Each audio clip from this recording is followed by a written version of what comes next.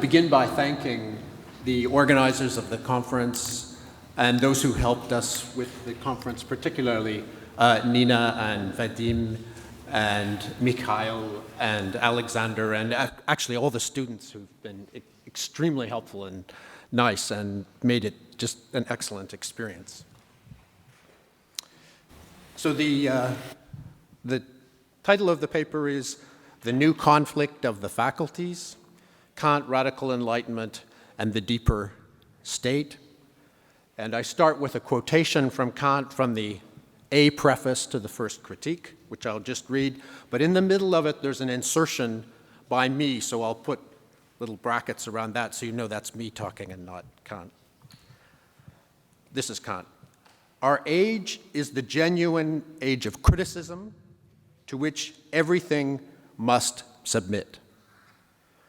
Religion through its holiness and legislation through its majesty, and here's my insertion, and in the 21st century, the military-industrial university-digital complex through its ideological hegemony and coercive authoritarianism. That's me. Now back to Kant. Commonly seek to exempt themselves from it.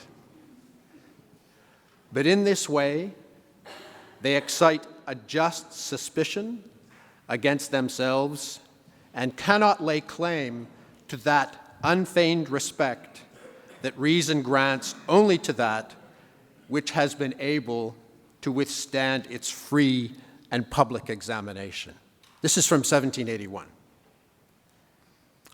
Introduction. So, what is enlightenment?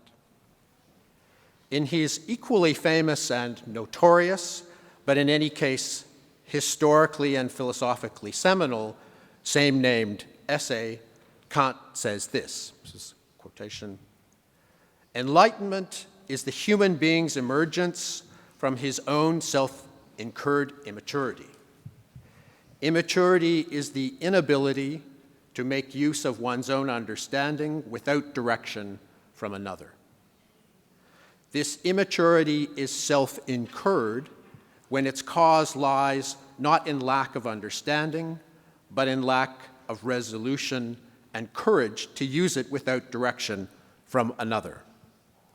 Sapere aude, have the courage to use your own understanding, is thus the motto of enlightenment, very familiar to all of us. Following Kant's lead and elaborating a little, I will say that the concept of enlightenment as such says that, first, because we are, by virtue of a unified set of innately specified cognitive, practical, and affective emotional capacities, autonomous, rational human animal agents possessing dignity, that is, persons.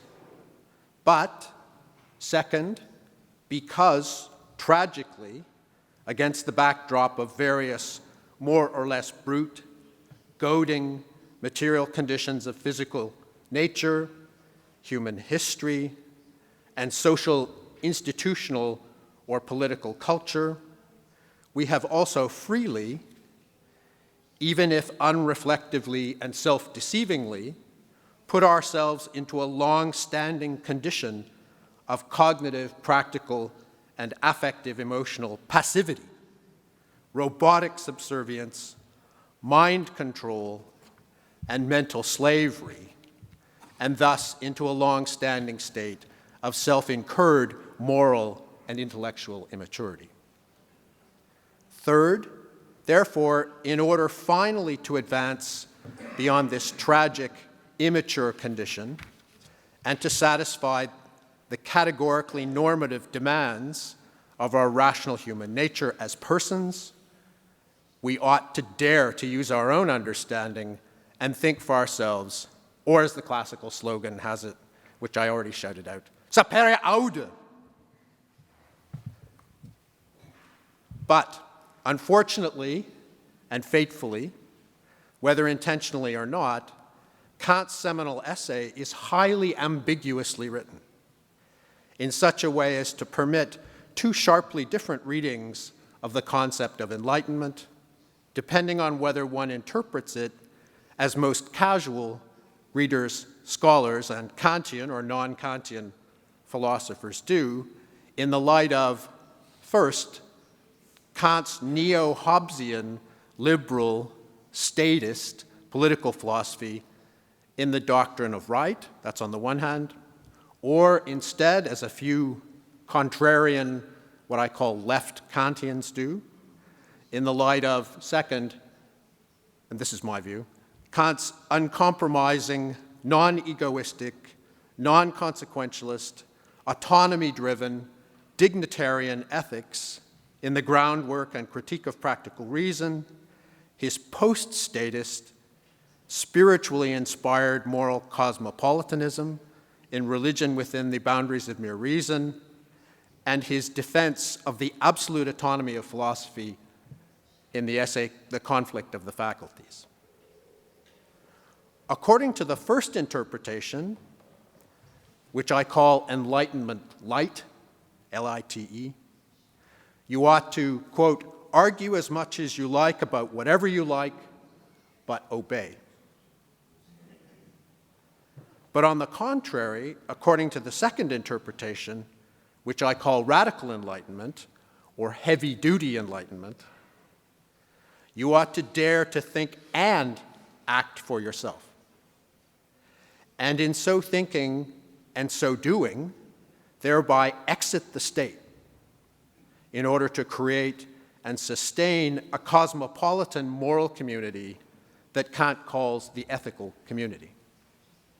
Hence, radical enlightenment is a Kantian version of philosophical and political cosmopolitan social anarchism, or anarcho-socialism. Now, the ideological allure of the first or Enlightenment Light interpretation is so powerful that you may find it hard to believe that there even is a second or radical Enlightenment interpretation. If so, then I hereby invite you, as a self-consciously critical philosopher, to put the all too familiar Enlightenment Light interpretation in abeyance for a very brief moment and recognize that the radical Enlightenment interpretation practically leaps out of the following Kantian texts when you juxtapose them. First, this is the last line of What is Enlightenment? When nature has unwrapped from under this hard shell the seed for which she cares most tenderly, namely the propensity and calling to think freely, the latter gradually works back upon the mentality of the people, which thereby gradually becomes capable of freedom in acting, and eventually even upon the principles of government, which finds it profitable to itself to treat the human being who is now more than a machine in keeping with his dignity. That's the first one. The second one is from religion. A juridico-civil political state is the relation of human beings to each other inasmuch as they stand jointly under public juridical laws, which are all coercive laws. An ethico-civil state is one in which they are united under laws without being coerced, i.e., under laws of virtue alone. In an already existing political community, all the political citizens are, as such, still in the ethical state of nature and have the right to remain in it. For it would be a contradiction in adjecto for the political community to compel its citizens to enter into an ethical community, since the latter entails freedom from coercion in its very concept. Every political community may indeed wish to have available a dominion over minds as well, according to the laws of virtue. For where its means of coercion do not reach, since a human judge cannot penetrate into the depths of other human beings, there the dispositions to virtue would bring about the required result. But woe to the legislator who would want to bring about through coercion a polity directed to ethical ends. For he would thereby not only achieve the very opposite of ethical ends, but also undermine his political ends and render them insecure. The citizen of the political community therefore remains, so far as the latter's law-giving authority is concerned, totally free.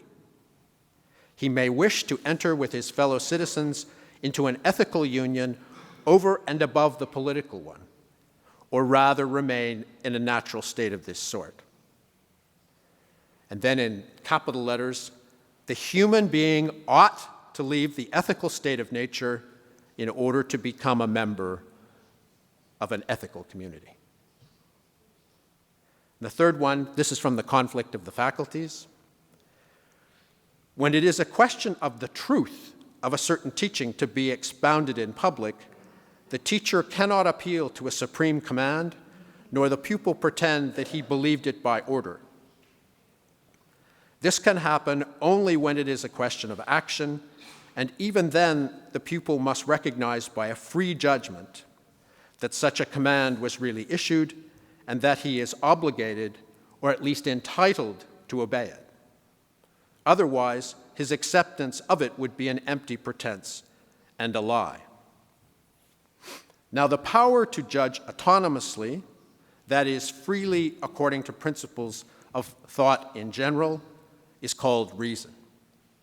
So, the philosophical faculty, because it must answer for the truth of its teachings it is to adopt, or even allow, must be conceived as free and subject only to laws given by reason, not by the government.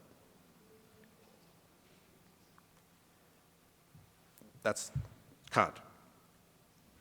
Now, in any case, a striking contemporary example of what I'm calling Enlightenment light is Steven Pinker's Enlightenment now. And for better or worse, I have recently developed and defended radical enlightenment in a book called Kant, Agnosticism, and Anarchism, which is part of this larger project, The Rational Human Condition. Very much in the spirit of radical enlightenment, in the Conflict of the Faculties, the essay, Kant is fully critically aware of the real possibility of mind control and mental slavery, or what I was calling ideological hegemony, within the university, especially via the faculty of theology. And he correspondingly asserts the absolute autonomy of the faculty of philosophy from the theology faculty and from other university faculties and from the government. But as radical as that is, perhaps surprisingly, Kant neglects to consider the equally real possibility of ideological hegemony within faculties of philosophy themselves. Nor, perhaps unsurprisingly, does he foresee the real possibility of almost unlimited mind control and mental slavery via our contemporary digital media, not only within states, but also across states worldwide.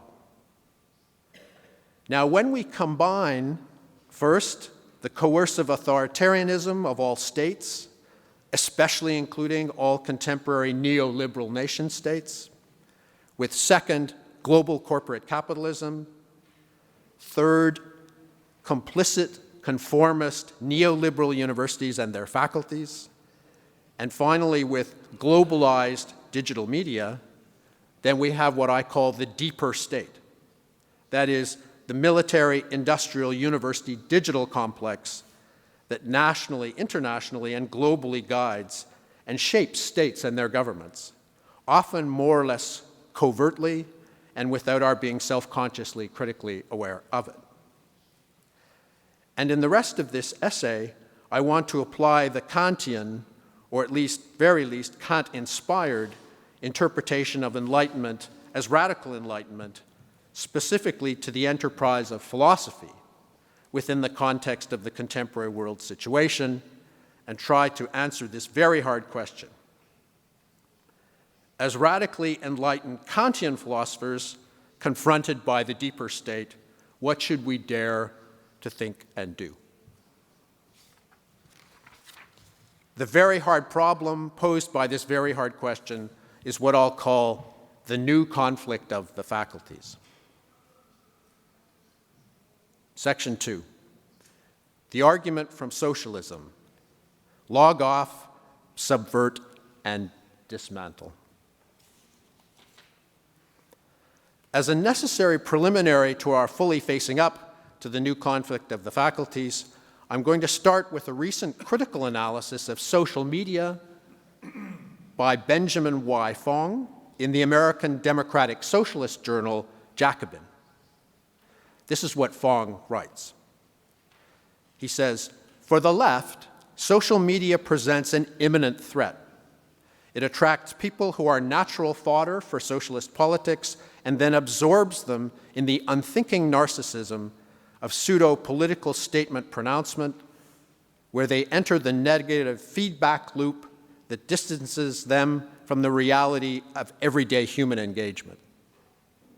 Twitter is thus not just a medium of expression for the psychic pathologies of what Mark Fisher described so well as the vampire castle. It is the vampire castle, doing capitalism's work by further atomizing and distancing people from the kinds of conversations required for real political engagement. The sooner we realize this about social media, the sooner we can get to the work of dismantling it." That's Fong. Here, in turn, is a four-step rational reconstruction of Fong's argument. First step, socialism, whether democratic socialism or social anarchism, also known as anarcho-socialism, libertarian socialism, etc., is fundamentally concerned with respect for universal human dignity, with human freedom of thought, expression, choice, and action, with individual and collective creativity and flourishing, and with the universal satisfaction of true human needs. Second step, internet-based social media may appear to be highly promising and legitimate vehicles for the realization of socialist aims. Third step, but in fact, social media are an essential part of the military-industrial university digital complex that not only produces widespread mind control and mental slavery, but has also enabled a worldwide mental health crisis of social media addiction. Therefore, anyone who recognizes the value of the fundamental concerns of socialism should, 1, engage in a serious critical analysis of social media, 2, and here I'm quoting Fong, log the fuck off on a regular basis, or even detach from social media altogether in order to resist their largely malign influence, and also 3, wholeheartedly, individually and collectively commit to subverting and dismantling the entire system of social media. I think that this argument is sound. Moreover, I also think that its conclusion should be generalized so as to apply to all digital media substantially controlled by other parts of the deeper state, not just social media. Therefore, all digital media, including all parts of the internet, that are substantially controlled by, first, the governments of contemporary nation states, especially including their coercive authoritarian enforcement specialists, the military and the police, and or second, global corporate capitalists, and or third, universities and professional academic organizations. The rationale for this generalization is that premises 1, 2, and 3 of the above argument, the one I extracted from Fong, apply just as correctly and directly to all digital media substantially controlled by other parts of the deeper state as they do to social media in particular. Therefore, the generalized conclusion of the rationally reconstructed version of Fong's argument should be a starting point for all of us, including all philosophers, which in turn includes all radically enlightened Kantian philosophers. Now we can advance to the philosophical main event of this essay, namely fully facing up to the new conflict of the faculties, specifically as radically enlightened Kantian philosophers confronted by the deeper state, what should we dare to think and do? Section 3, one thing that radically enlightened Kantian philosophers should dare to think and do, political philosophy of mind. In Section 2, I argued that anyone who recognizes the value of the fundamental concerns of socialism should first engage in a serious critical analysis of all digital media substantially controlled by the deeper state. Second, log the fuck off on a regular basis, or even detach from digital media substantially controlled by the deeper state altogether in order to resist their largely malign influence, and also wholeheartedly, individually, and collectively commit to subverting and dismantling the entire system of digital media substantially controlled by other parts of the deeper state. But these are things that anyone, not just radically enlightened Kantian philosophers, should dare to think and do insofar as they are confronted by the deeper state. So we need to isolate something or things that radically enlightened Kantian philosophers are especially well positioned to be able to dare to think and do by virtue of their training and by virtue of their wholehearted commitment to what I call real philosophy, that is, rational anthropology, as a full-time, lifetime calling. Here is one thing, namely what, following the contemporary German philosopher Jan Slaby, I call political philosophy of mind. Political philosophy of mind, as I am understanding it, has two parts. First, the mind-body politic, which is an extension of the theory of what Michel Maisy, a co-author, and I call the essential embodiment theory of the mind-body relation, to the critical analysis and radical emancipatory politics of social institutions. And second, the political philosophy of cognition, which is an extension of the theory of human cognition to the critical analysis and radical emancipatory politics of ideologically driven cognitive illusions. Here's an example of the mind-body politic. It's a quote. The mind-body politic fuses contemporary philosophy of mind and emancipatory political theory. On the philosophy of mind side, we draw from our own previous work on the essential embodiment theory and enactivism, together with work by Jan Slaby, John Dewey, Bourdieu, and J.J. Gibson. On the emancipatory political theory side, we draw from Kant, Schiller, Kierkegaard, early Marx, Kropotkin, Foucault, and Frankfurt School critical theory. We begin with the claim that human minds are necessarily and completely embodied and are inherently enactive, social, and environmentally embedded, and proceed from there to argue that social institutions partially determine and shape our essentially embodied minds, and thereby fundamentally affect our lives.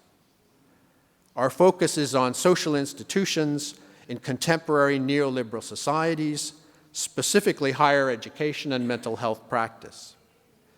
We hold that although these social institutions shape our essentially embodied minds in a destructive, deforming, and enslaving way, yet it's possible to create social institutions that are constructive, enabling, and emancipatory. According to our proposed enactive transformative principle, enacting salient changes in the structure and complex dynamics of a social institution produces corresponding salient changes in the structure and complex dynamics of the essentially embodied minds of the people belonging to that institution. And now here's an example of what I call the political philosophy of cognition. or a quote about it.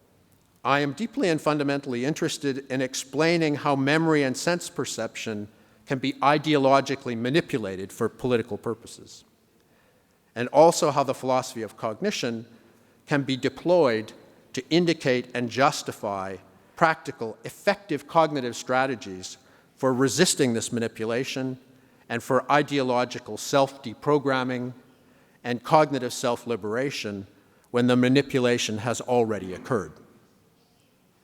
My proposal is that the overall value of those cognitive theories will be made retrogressively manifest through their ability to provide fruitful and robust consequences for political theories and real-world political frameworks that emphasize individual and collective free agency and radical enlightenment. Section 4. Another thing that radically enlightened Kantian philosophers should dare to think and do: civil disobedience. So, what else should radically enlightened Kantian philosophers dare to think and do? In recent work, I've argued first that a metaphilosophical second Copernican revolution will occur when and insofar as radically enlightened philosophers exit the professional academy in order to emancipate themselves from the mind control and mental slavery of contemporary professional academic philosophy, which is itself fully embedded within and fully reflective of the mind control and mental slavery that pervades contemporary neoliberal universities and other social institutions of higher education. That's the first thing. The second is that the specific kind of philosophy that radically enlightened philosophers should be doing is what I call borderless philosophy or anarcho-philosophy. Borderless philosophy or anarcho-philosophy is a subspecies of real philosophy, that is to say, a subspecies of rational anthropology, according to which, first, real philosophy is expressly anti-professional academic, or at least extra-professional academic. Second, real philosophy is expressly cosmopolitan and global, or global. And third, there are no in-principle restrictions as to the format or content of real philosophical works. But there's another aspect of borderless or anarcho-philosophy that is also closely connected with Martin Luther King Jr.'s doctrine of civil disobedience, as according to the following 8-step argument. First step, by violence, I mean the use of actually or potentially destructive force, and by nonviolence, I mean the refusal to use actually or potentially destructive force. Second step, violence with respect to people is rarely, if ever, rationally or morally justified. Indeed, except in last resort cases of self-defense against violent attack, or in order to protect the innocent from violent attack, universal nonviolence with respect to people is rationally justified and morally obligatory. Third, nevertheless, sometimes it is not only permissible, but even rationally justified and morally obligatory to be nonviolent with respect to people, yet also violent with respect to private property, if the relevant private property represents a basic and widespread source of violations of respect for universal human dignity.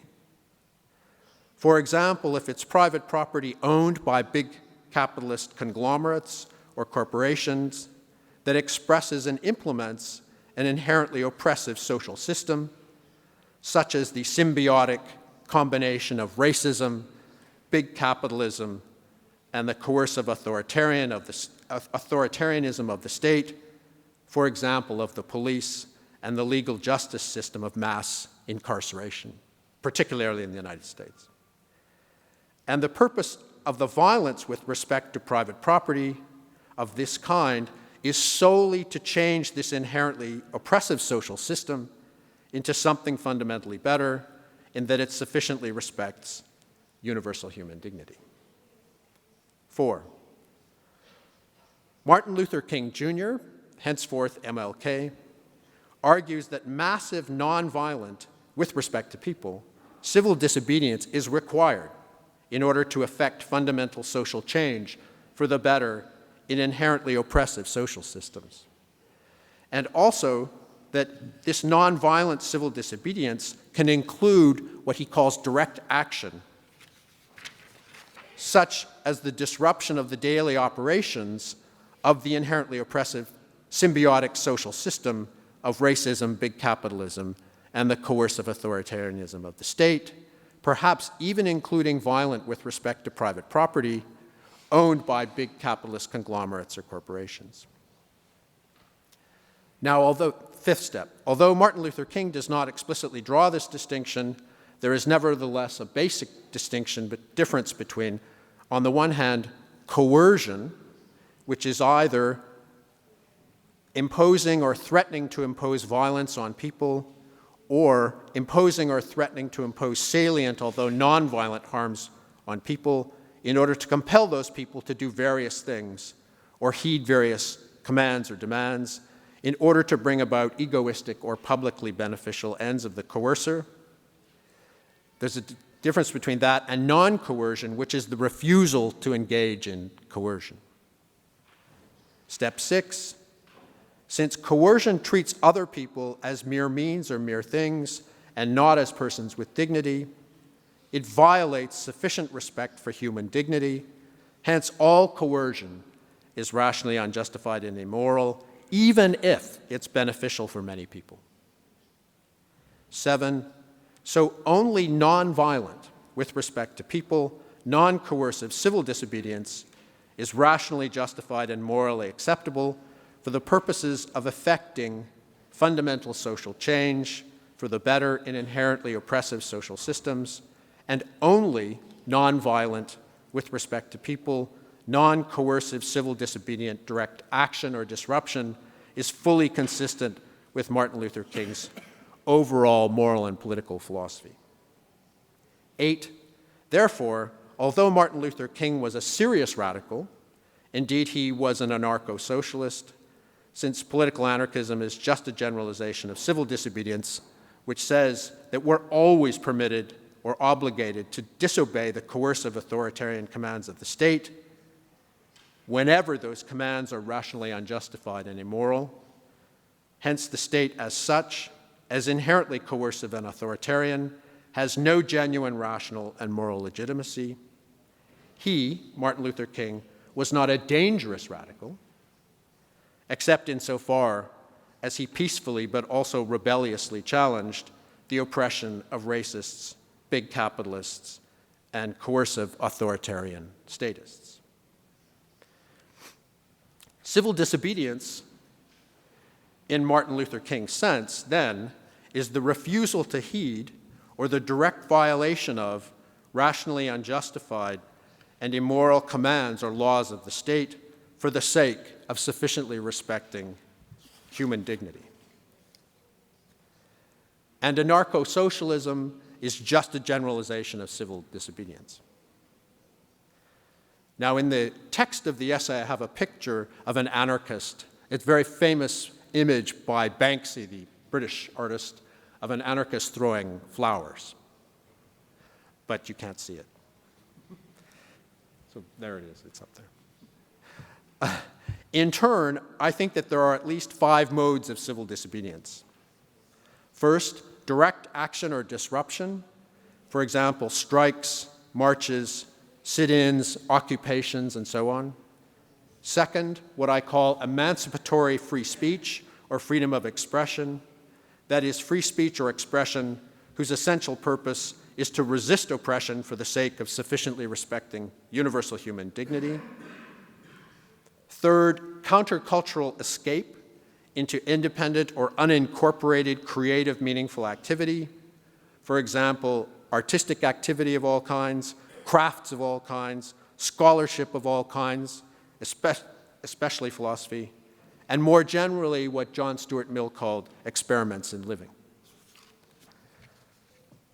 fourth kind of civil disobedience is what I call propaganda by profanity, which consists in a special fusion of emancipatory free speech and countercultural escape. And finally, fifth, what the political anthropologist James C. Scott calls weapons of the weak. For example, foot-dragging, covert non-compliance, theft, sabotage, defacement of property, and so on. And we'll remember that according to the refined version of Martin Luther King's conception of civil disobedience that I sketched above, civil disobedience must also be nonviolent with respect to people and non-coercive. So, what kinds of civil disobedience in the refined Martin Luther King sense are especially appropriate for radically enlightened Kantian, borderless or anarcho-philosophers? Well, looking back to the origins of Western philosophy, Socrates and Diogenes, for example, were both emancipatory, free speakers and countercultural escapees. Socrates was a subversive, philosophical marketplace conversationalist, and Diogenes was an outrageous Lenny Bruce-style philosophical. Lenny Bruce was extremely profane and funny comedian. Philosophical socio-political critic, and a self-styled hobo or vagrant. That's Diogenes. In these regards, Socrates and Diogenes were both civil disobedients, people who are civilly disobedient, in the refined Martin Luther King sense, and correspondingly they were regarded by their contemporary governments and or power elites as dangerous thinkers. And of course, Socrates was put to death, and Diogenes was kidnapped by pirates and sold into slavery. Oh, I have that here. And as we all know, Socrates was arrested by the government of Athens, imprisoned, tried, and executed, and Diogenes was banished from Sinope for defacing the currency and later kidnapped and sold into slavery. But Diogenes also developed a special version of philosophical disobedience in the refined Martin Luther King sense that I spell out in a section I'm not going to read to you. It's called Propaganda by Profanity because it's both too long and perhaps just a bit obscene. So I won't do that for you. Or you might regard it as obscene.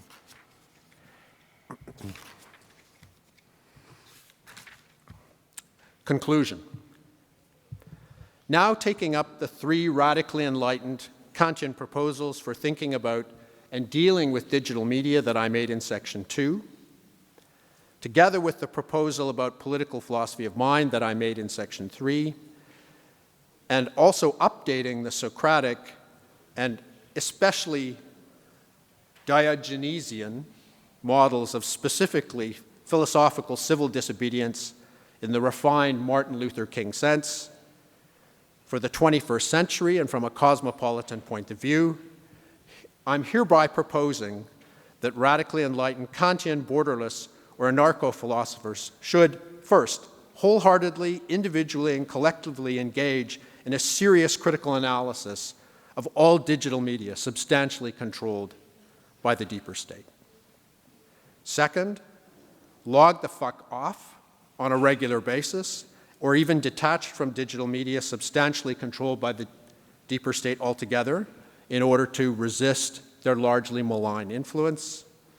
Third, wholeheartedly, individually, and collectively commit to subverting and dismantling the entire system of digital media substantially controlled by other parts of the deeper state, especially by engaging in so-called intellectual property piracy, by which I mean truly open access or cosmopolitan universal free sharing of intellectual, artistic, socially beneficial, and or politically significant content of any kind, together with the requirement or request that users explicitly acknowledge the creators of the content, even if, or especially if, this sharing and use circumvents paywalls, front-end payments, processing fees, or violates copyright and use laws.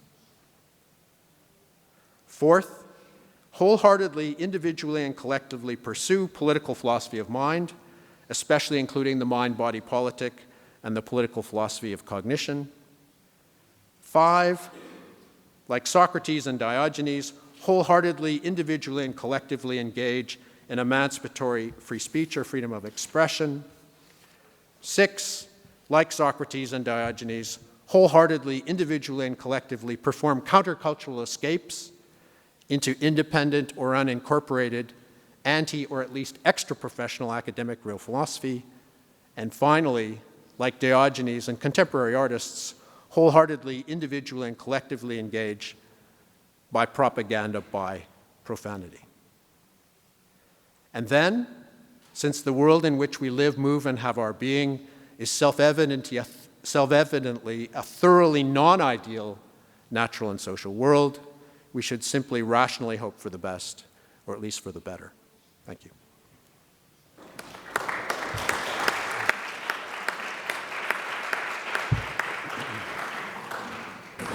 Thank you very much, Robert Hannah, for your lecture. We have 20 minutes for discussion. Please, give it the microphone. Yeah, very good. Thank you. Thank you. Дискуссии об этике ненасилия были очень популярны в российской этике около 20 лет назад. В частности, академик Гусейнов, он очень активно занимался этикой ненасилия, Толстой, Мартин Лютер Кинг и так далее. Но был обнаружен, с моей точки зрения, со стороны критиков, некий парадокс, что этика ненасилия, как гражданское неповиновение, может существовать только в условиях поддерживаемых государственных институтов, признающих права человека и право на гражданское неповиновение. В тоталитарном государстве Мартин Лютер Кинг, Ганди и так далее выступили бы только один раз. После этого они бы оказались в тюрьме. Вот как? То есть и получается, что их протест против государства на самом-то деле связан, они должны быть благодарны этому государству, что они могут осуществлять этот протест. Могли бы вы прокомментировать такое суждение? Yes. Well, it's certainly true. It's certainly true that in liberal democratic societies, human rights are supported to some extent. And so protests, civil disobedient protests and so on are supported to some extent. But it's also the case that if you step out of line and disobey the law, they still throw you in prison. So, although it is true that there may be, some benefit in being in a liberal democratic state, it's not that the state doesn't also possess a territorial monopoly on the means of coercion. And so it's really an accidental feature of nonviolent protest that liberal democratic states supported. If people voted, if everyone in the United States voted to throw Martin Luther King in prison or, to pass laws that made it impossible for him to protest, then that would be the law. And King was, initially faced by the police and so on, and various kinds of protests that he carried out were resisted in various ways. But there's no reason to think that the liberal democratic state or liberal democratic states will remain supportive of nonviolent disobedience if there's, say, a right-wing government, extremely right-wing government voted in by, the majority of the people, or in the United States, by the, what's it called? The college of, the electoral college. Yeah, not even a true majority. Then those are the people who control the government, and they could suppress nonviolent protest and so on. So it's not guaranteed by any means. And so what I'm saying is that we should be governed in these cases by ethical principles and not by political principles based on the idea of state, legitimacy of state authority. Okay. Thank you. Please.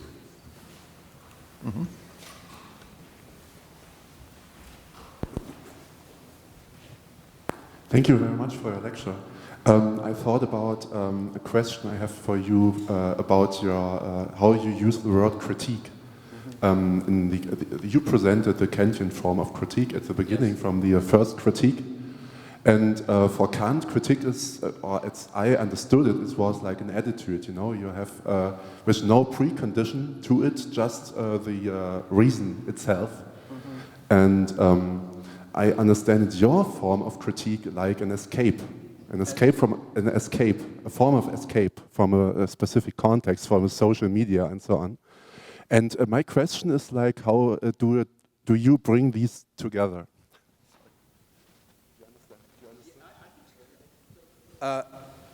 Please go to the microphone. Oh, sorry. So advocating an exit from the state or an exit from certain kinds of oppressive conditions or certain kinds of oppressive social structural conditions, including logging off, you know, those injunctions that Benjamin Fong suggested about how we might control social media or how we might resist and subvert social media it's not a direct implication of Kantian criticism, except insofar as the Kantian critic is self-consciously, reflectively critical and also guided by basic moral principles.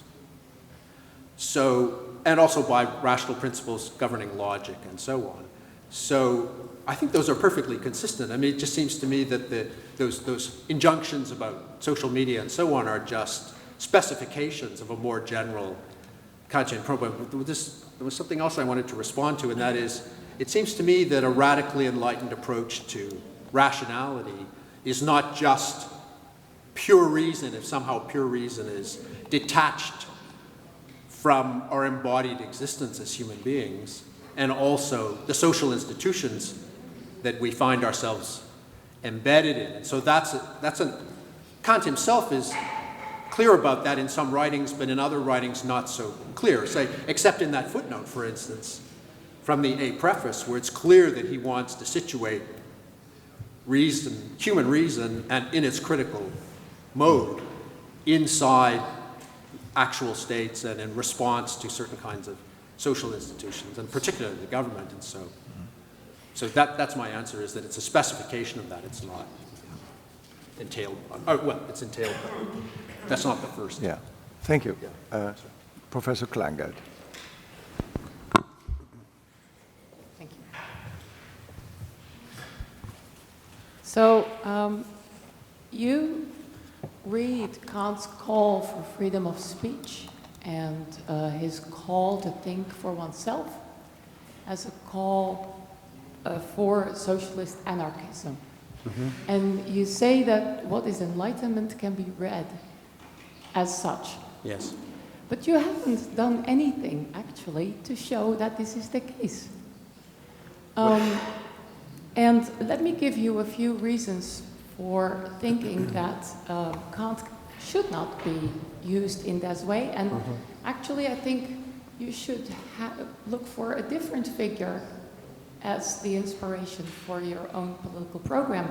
For one thing, in What is Enlightenment, at the time that Kant wrote What is Enlightenment, he defended enlightened absolutism. So in the Naturrecht-Feierabend lectures, his political theory of 1784, which is when the paper was written, he does not defend anything remotely like anarchism. He says that the criterion for good laws is whether a people could, sorry for my voice, I lost it yesterday, whether a people could give a law to itself. And a despot's laws can be just if only the people could have given the laws to themselves. And this is the very criterion he mentions in What is Enlightenment. The touchstone for what can be legislated over a people, says Kant, I'm quoting here, is whether the people could give that law to itself, not whether it does or wants to. And so he praises Frederick the Great, the enlightened despot. right? Yes. In that paper. At this time that Kant wrote What is Enlightenment, he defended European colonialism. He, in my view, changed his view and started attacking it later, but later. He was a racist. He defended a racial hierarchy.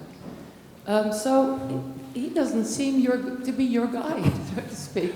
And not to mention the fact that the question of how to guarantee external freedom or anything like it, in a way of anything of the sort that Kant had in mind, is not addressed by your kind of approach, because you seem to take kind of a moralized reading of Kant where you leave out the whole doctrine of right and what it was concerned with.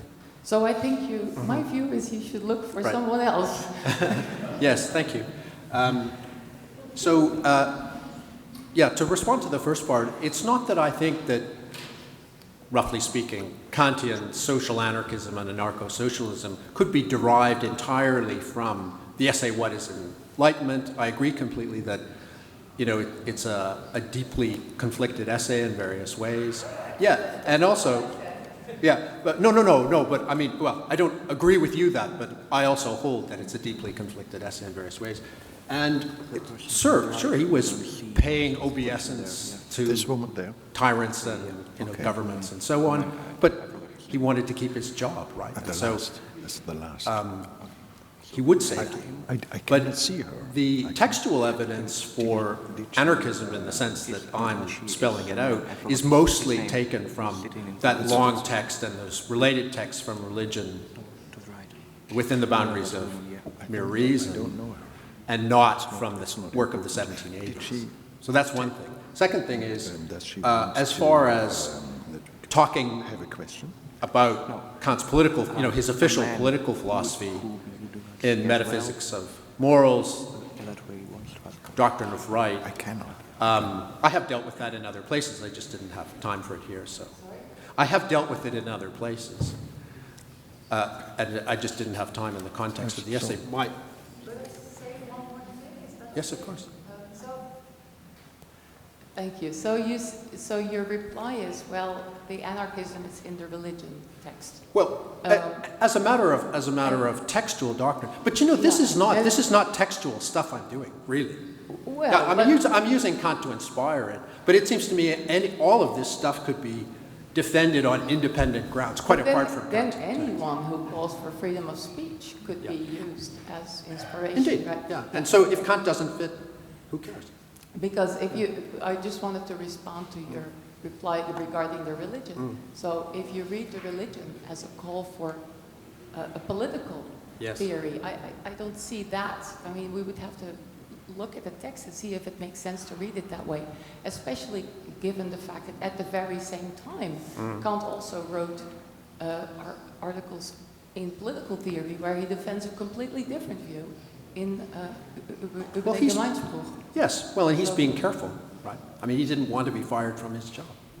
And he was already, under a ban to lecture about theological matters and so on. So I think what he did was, this is a sort of Straussian kind of interpretation, but Leo Straussian. But the idea is that I think Kant had this extremely radical political philosophy, and he had to bury it in the religious writings, because otherwise people would have taken him to be a dangerous radical and, removed him from his position and thrown him in prison. So. Okay, then maybe at some other occasion we can talk about the textual evidence for that. Yes, of course. Thank you very much. I have 4 questions, and I close the list.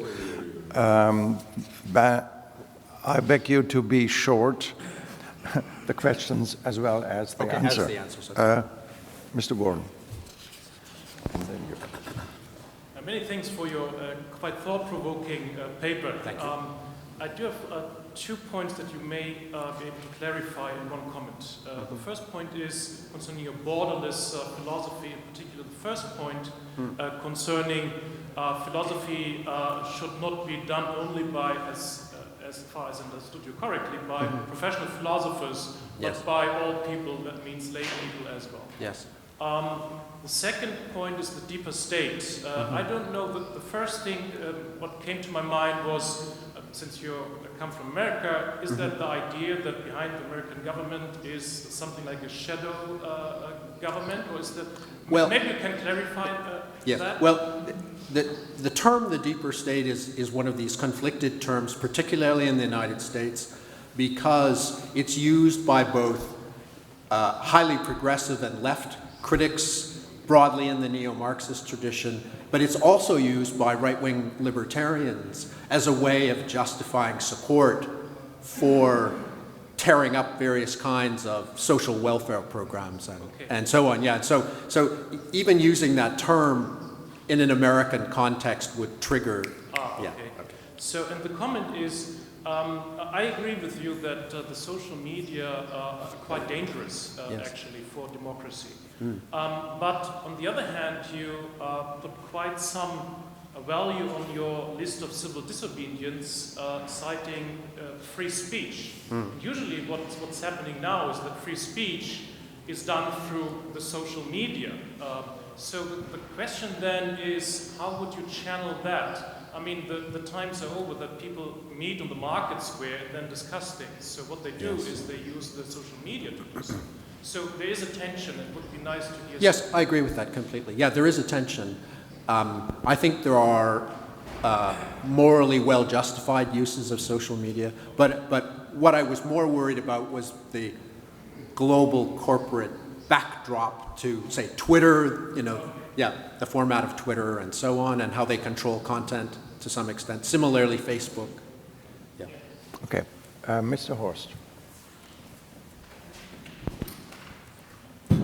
Thank you very much, Professor Hanna. Your speech was like a whiff of fresh air, I think.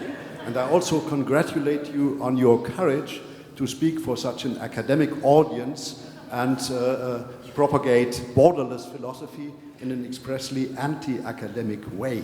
This is, I was excited by that, I must say, because I represent a society called Friends of Kant and Königsberg, which is especially to bring philosophy to the people.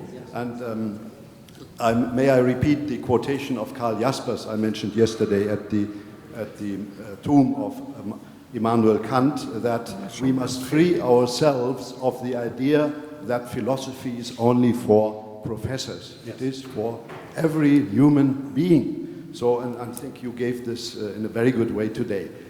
I have one question. In the critique of practical reason, there is a quotation somewhere where Kant says that if we knew all details of a man's character and all the motives which actually make him, move and act, we could actually calculate, anticipate his behavior as we anticipate the movements of the sun and the moon, and still claim that man is a free being. From your speech, I somehow have the impression that you will, that you know where to find freedom. Can you say something about that? Well, yes, very quickly. There's a huge debate both inside Kantian texts and outside Kantian texts about the metaphysical position which is known as compatibilism, which says that we're both free and determined at the same time. And then there's the incompatibilist position, which says that it's necessarily impossible both to be free and determined at the same time. And I'm offering an incompatibilist version of Kant, whereas that text sounds, at least on the face of it, like a compatibilist doctrine, and I think at times Kant shifts into compatibilist talk. Thank you. Please. Okay. Thank you for your talk, Bob. I think that you went far beyond what Kant would have thought, but since it's a Kant Congress, you have to put some Kantian questions. Right. And one of the first questions is, do you think that Kant will ever agree with the civil disobedience? Because even for him in Enlightenment or in radical Enlightenment, I think that he would propose something like to have a better state of law, or even to have a more virtuous, ethical community. Where do you put this civil disobedience? Yeah, I don't think it's explicitly supported by Kant. So this would be a case where I think this is in the spirit of Kantian philosophy, and exiting this notion of exiting the state to belong to an ethical community. Sometimes they're not going to let you. The state won't let you do that unless you, unless you're civilly disobedient. I think Kant was he liked to obey laws, right? By and large. But so this is beyond Kant, beyond the textual surface. Yeah. And do you think that about social media, I think that you have in your radical enlightenment idea, you are completely against social media. Don't you think that you could be like resistant in, I don't know, like popular democratic people could resist and put things in the social media and use the social media as well? Or do you think that social media is always evil for the revolutionary or radical enlightenment purpose? This is similar to earlier question. And so actually, if you look at the phrases where I criticize social media and say what we should be resisting and subverting, I always say, to the extent that it's controlled by global corporate conglomerates and so on. Whereas if there are uses of social media that don't fall under that constraint, then that's totally fine. Yeah. Okay, thanks. Mr. Walsh. No question? Okay, then we must shut the discussion. Thank you very much. All right, thank you very much.